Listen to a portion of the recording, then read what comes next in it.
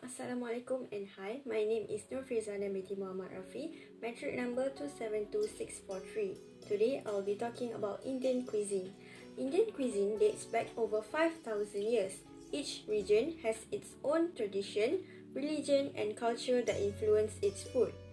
Hindus tend to be vegetarian and Muslims tend to have meat dishes although pork is forbidden. Indian food has been influenced by Mongolian, Persian and Chinese cuisines, among others. The common thread throughout the centuries remains the distinct mixing of spices and that invariably give Indian cuisine its flavor and aroma. Hindu and Muslim are two dominant religions that have influenced the Indian cooking and food habits.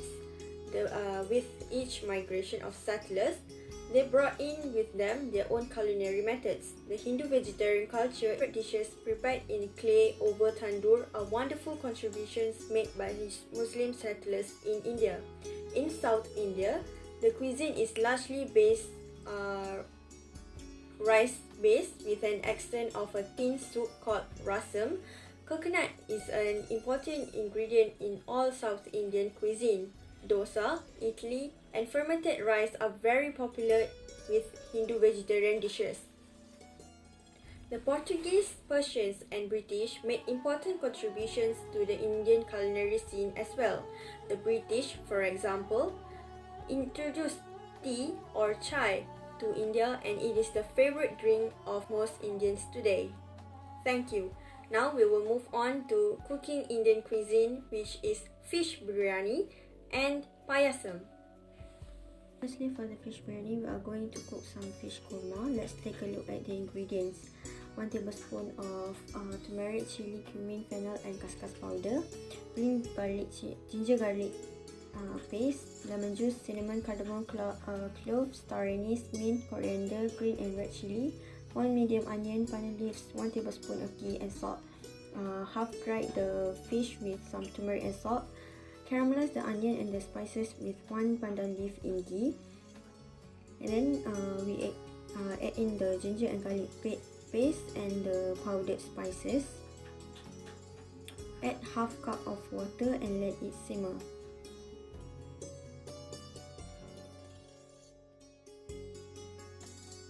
And then after a while, we put in the half-dried fish and done. Next, let's look at the ingredients for the rice. We need 1 cup of basmati rice, 1 coconut milk, 1 cup of water, black pepper 1 teaspoon, dairy or tiara, cloves, star anise, cardamom, cinnamon, ginger and garlic paste, ghee, pandan leaves and sugar, salt. Caramelize the onion, spices in ginger and garlic paste, put in the coconut milk and water, add salt and sugar and let it simmer.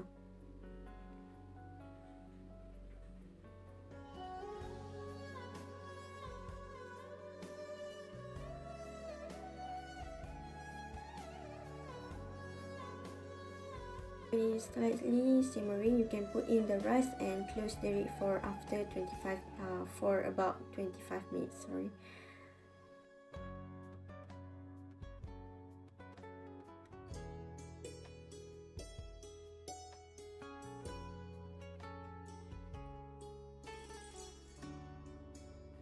After you close the lid like this, you do not want to open it for about 10 minutes.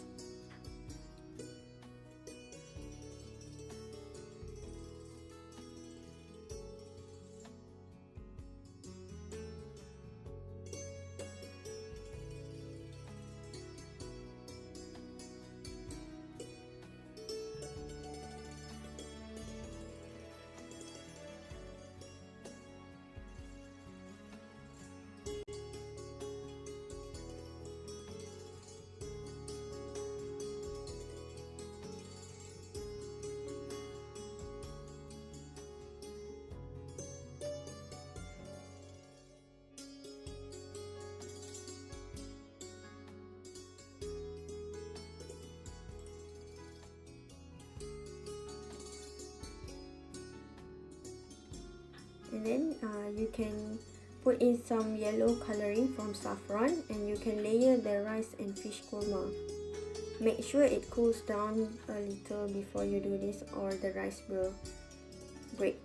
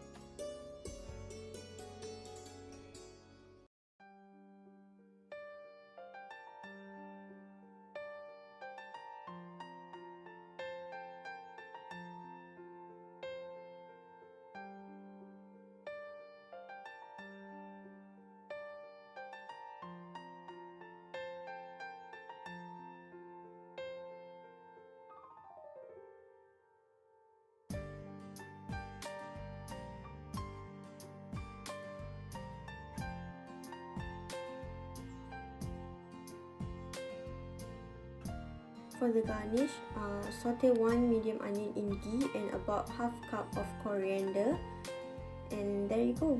That is your fish biryani.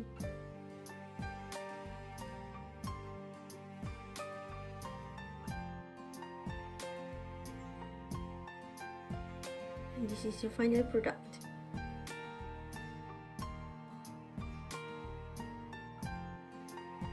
Next, we will do some payasam orchid. The ingredients are carnation, water, cardamom, sagu, almond, raisins, rose vermicelli, pandan leaves, and yellow colouring. Boil 3 cups of water and add in 1 cup of sagu. At this point, you need to constantly stir, if not the sagu will clump and it will look very clumpy. And then you need to roast some rose vermicelli in ghee.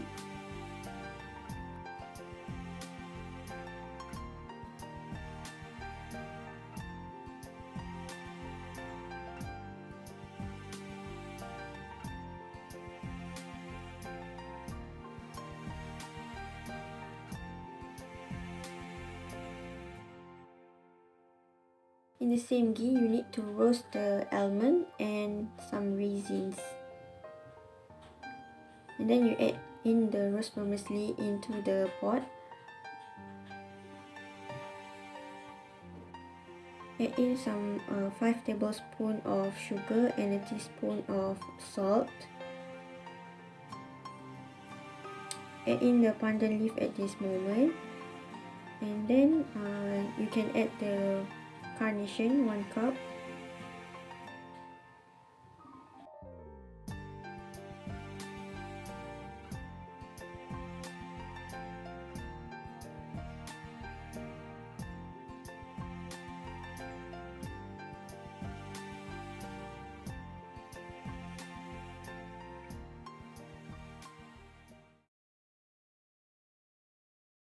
Add in some yellow colouring, if not it will look very pale.